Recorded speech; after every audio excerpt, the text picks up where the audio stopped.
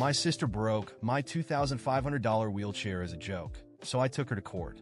I'm a 25-year-old guy, and I've been paraplegic since I was 18. An accident changed my life, and now I rely on a custom wheelchair that cost me $2,500. It's not just a chair. It's my independence, my way of getting around my freedom. My family's always been close, or at least that's how it used to feel. But then there's my sister, Sarah, 27, always the jokester, always looking for a laugh. She's the kind of person who thinks every moment is a setup for her next big prank, no matter how anyone else feels about it. A few weeks ago, we had a family reunion at my place. I was hosting, which meant dealing with the chaos of my relatives piling into my house. I like seeing everyone, but it's always a lot. And then Sarah shows up late, already smelling like she'd had a few too many drinks. She barged in with a goofy grin, loudly making her usual round of jokes. Some of them were all right, others just felt like she was trying too hard. But that's Sarah. No one calls her out, and she never seems to notice when her jokes cross a line. It started with little comments. Sarah threw out a few quips about how she wished she had a cool ride like mine, gesturing at my wheelchair. Everyone else just laughed, awkwardly shifting in their seats. But I could feel the air in the room change. I tried to shrug it off. This wasn't the first time she'd said stuff like that. But then she decided she needed to get more hands-on with her jokes. Sarah strutted over to me, grabbed the handles of my wheelchair, and started pushing me around the room like we were kids playing with a go-kart. She even made engine noises like this was some kind of game. At first I thought she'd stop if I asked, so I told her, "Hey, cut it out, man." She just laughed louder, saying she was lightening the mood. Nobody else said a word. They just kept glancing around, some trying to pretend like they didn't notice. I looked at my parents, but they just gave me that look that said, "Just let it go." But I couldn't. So I told Sarah again, firmly, this time I wasn't playing around. "My chair isn't a toy." Sarah smirked like I challenged her and said, "Relax, I'm just messing with you." And then she got it in her head to try something even more ridiculous. She tried to do a wheelie with my chair, yeah. You read that right. She yanked back on the handles, trying to lift the front wheels off the ground.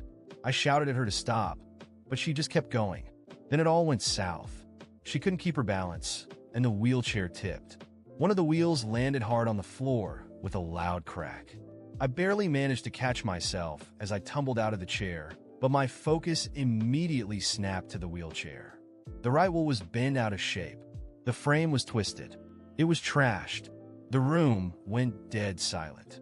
And for a moment, I thought maybe, just maybe, Sarah would realize how badly she'd screwed up. Instead, she just shrugged and said, "It's not a big deal. I was just joking around." She didn't even apologize. My face was burning with anger, but all she could see was her own embarrassment. I demanded that she pay for the damage, but she just threw her hands up and said she didn't have that kind of money. Some family members jumped in, trying to play peacemaker. My aunt said Sarah didn't mean it. She just got carried away. My uncle thought I was blowing things out of proportion, saying, "You know how Sarah is." But this wasn't about how Sarah is. This was my mobility, my independence. And now I was stuck using a manual backup wheelchair. That's a literal pain to get around in. It's clunky and way harder for me to move around in. But I had no choice. I kept pushing Sarah to pay for the repairs, but she just kept saying she couldn't afford it. It became obvious she thought I'd just drop it and move on. But after that night, I couldn't just let it go. A few friends who'd heard the story couldn't believe how Sarah acted, and they were the ones who helped me see my options. They pointed out that if Sarah wouldn't take responsibility, I could take her to small claims court. At first, it sounded extreme, but the more I thought about it, the more I realized this wasn't just about the money. It was about holding her accountable for once. So that's what I did. I filed the paperwork to take Sarah to small claims court for the $2,500 to cover the cost of a replacement wheelchair. Word spread fast through the family, and the reactions were all over the place. Some said I was taking it too far, that I was going to ruin the family over a stupid mistake.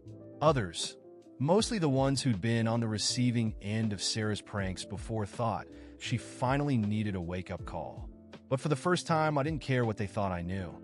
I couldn't back down this time. I could tell Sarah wasn't taking it seriously, though. She sent me this smug text. I knew taking Sarah to court wouldn't be easy, but I was determined. This wasn't just about the wheelchair. It was the last straw. For years, She'd made jokes at my expense, treating my situation like an excuse for her pranks. It was as if, in her mind, I was just a character in her comedy. But this time, I couldn't laugh it off. I couldn't pretend everything was okay. The court date came quickly, and the tension in the air was heavy. Sarah walked into the courtroom with that same irritating expression, as if the whole thing was still some kind of joke. She didn't even look worried. She was dressed casually, as if she were heading to a family lunch, and I could tell she still didn't believe I had the guts to go through with it. When the judge entered, the murmuring stopped. I was nervous, but I kept my composure. As the hearing began, my lawyer laid out the facts. We showed photos of the broken wheelchair, the repair estimates, and explained how my independence had been impacted. I used my backup manual wheelchair to demonstrate how much harder it was to get around and how even the simplest tasks had become a nightmare. Throughout the hearing, Sarah stayed relaxed. When it was her turn to speak, she gave the same excuse she always used. It was just a joke. I didn't mean any harm. The judge looked at her sternly, and for the first time, I saw a flicker of worry on her face. I think she finally realized this wasn't going to end the way she thought. My family was seated behind me in the courtroom, and I could feel their discomfort. My mom wrung her hands nervously, and my dad stared at the floor, avoiding eye contact with me. They weren't on my side. They never really had been. They thought I was overreacting, that it was just a wheelchair, and nothing justified tearing the family apart, as if Sarah's pranks hadn't already done that long ago. The judge's decision was swift and clear. Sarah was responsible for the damage and had to pay the $2,500 for a new wheelchair. A wave of relief washed over me. For the first time, someone other than me was saying that what she did wasn't okay. Sarah went pale and tried to argue that she didn't have the money. But the judge was firm. If she didn't pay, there would be legal consequences. As soon as the hearing ended, Sarah stormed out, furious, saying I had ruined the family over a chair. None of my family members came to speak with me. They all ran after her, as they always did, trying to comfort her, as if I were the villain in this story. That night, I went home alone. It felt strange to realize that my family, the people I grew up with and thought would always support me, had never really seen me as a whole person. To them, I was just a burden who should be grateful for whatever scraps of attention they threw my way. But for the first time in a long time, I felt at peace. I wasn't carrying their expectations anymore. A few weeks later, my mom sent me a message asking to talk. I knew what was coming, but I decided to give her a chance. We met at a nearby cafe, and she launched into the speech I had expected. "You know your sister didn't mean any harm." I laughed bitterly. She kept going, talking about how Sarah was going through a tough time and how I needed to understand that family is family. I looked her in the eye and calmly asked, "And when will someone understand what I'm going through? When will anyone care about my pain?" She fell silent, guilt flickering across her face for the first time. But it was too late for me. In the months that followed, the distance between me and my family grew wider. They blamed me for the rift, acting like I was the problem. Sarah refused to pay right away, and it took a long legal process, including threats of asset seizure, to finally get the money from her. But the money wasn't what mattered most. What truly mattered was that, at last, I had stood up for myself. One day, I got a message from my dad, inviting me to Sarah's daughter's birthday party. He said Sarah wanted to apologize, and that we should move on. I declined. Not because I held a grudge, but because I finally understood that I didn't need their approval anymore. I was fine on my own. The new wheelchair arrived, bringing with it a renewed sense of freedom. I moved on with my life, made new friends, and gradually distanced myself from my family. It wasn't easy, but it was necessary. They never understood that this wasn't about money or jokes. It was about respect, something I had learned to demand, even if it meant rolling through life on my own. And Sarah? Well, she never tried to contact me again. I heard through the grapevine that her life wasn't going well.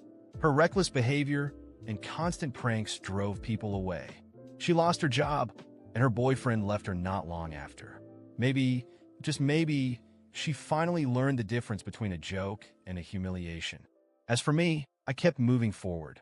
And for the first time, I didn't feel the need to apologize for being who I am or for demanding respect. If there's one thing this experience taught me, it's that family isn't always the people you share blood with.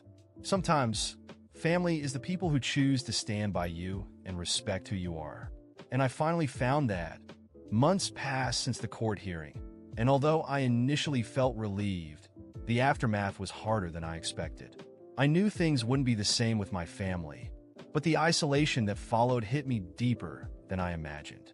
Still, I came to realize that some decisions, no matter how painful, are necessary for peace of mind.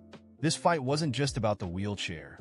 It was about respect and autonomy, things I never thought I'd have to demand from my own family. During this time, my mom tried to reconcile with me several times, always saying the same thing. You know, Sarah didn't mean any harm. But the problem wasn't just how Sarah is. It was about how everyone always excused her behavior, no matter what damage she caused, even when it was something as vital as my wheelchair. The lack of empathy hurt the most, and I knew that for my own well-being, I had to distance myself, not out of anger, but out of necessity. Months after the court's decision, Sarah finally paid for the wheelchair, though without any apology. The payment came as a bank transfer. No message, no words. That was her way of saying, in her mind, that it was over. But for me, the real closure didn't come with the money. It came when I accepted that I couldn't change other people, only how I reacted to them. With the money, I purchased a new wheelchair identical to the one she had broken. Receiving it felt like regaining a part of myself that had been taken away. It wasn't just a means of getting around, it was my freedom. I could go out without hesitation, move without struggling, and live without the burden of the old manual wheelchair that had made life unnecessarily difficult. The sense of freedom returned, and with it, a renewed sense of purpose. I started seeking support outside my family circle. I joined disability advocacy groups and made friends who truly understood what I was going through in ways my family never could. These new connections showed me that I didn't have to fight every battle alone, that there were people who would stand by me and support me. Slowly, my life took on new meaning. I enrolled in assistive technology courses and began giving talks on independence and the importance of demanding respect. I found that many people, like me, were struggling to be seen and heard in a world that often dismisses our experiences. Becoming a voice in that space was empowering and healing for me. Meanwhile, the attempts from my family to reconnect dwindled. They realized I wasn't going to fall back into the same toxic dynamic. My dad made one last attempt, inviting me to a family gathering, saying that Sarah wanted to apologize and that we should move on. But I knew that conversation wouldn't bring the change I needed. I had already forgiven Sarah in my heart, but I didn't need her validation to move forward. That part of my life was already behind me. I politely declined the invitation, telling my dad that I wished them well, but I was no longer interested in patching up something that was already finished for me. He was silent for a moment, and for the first time, I felt he understood. After that, they stopped trying to convince me. Sarah, on the other hand, took a rougher path. Over time, her reckless behavior and lack of responsibility began catching up with her. I heard through the grapevine that she lost her job after making an inappropriate joke at work, and her boyfriend left her soon after. It was sad to see her spiral, but it was her journey to face, not mine. I could no longer carry the burden of her choices. As time passed, I found happiness and peace. The emotional scars were still there, but they no longer hurt the way they used to. Each day felt like a step toward a fuller, more confident version of myself. I learned to celebrate the small victories, going out for coffee on my own, working on new projects, and most importantly, being at peace with my decisions. Looking back, I see that the court hearing was just the beginning of something bigger, building my emotional independence. Life isn't simple, and the people we love don't always treat us the way we deserve. But the most important thing is learning to value yourself, even if it means letting go of certain relationships along the way. As for my family, I hope they're doing well. I hold no resentment toward them anymore. I've learned that forgiveness isn't about accepting or forgetting what happened. It's about freeing myself from the weight of that pain. And that's exactly what I did. Closing that chapter was an act of self-love. And Sarah, I hope she finds her way and perhaps learns something from all this. but I no longer need her approval or anyone else's. I am enough, just as I am, and that, more than anything, is the real closure I've been looking for.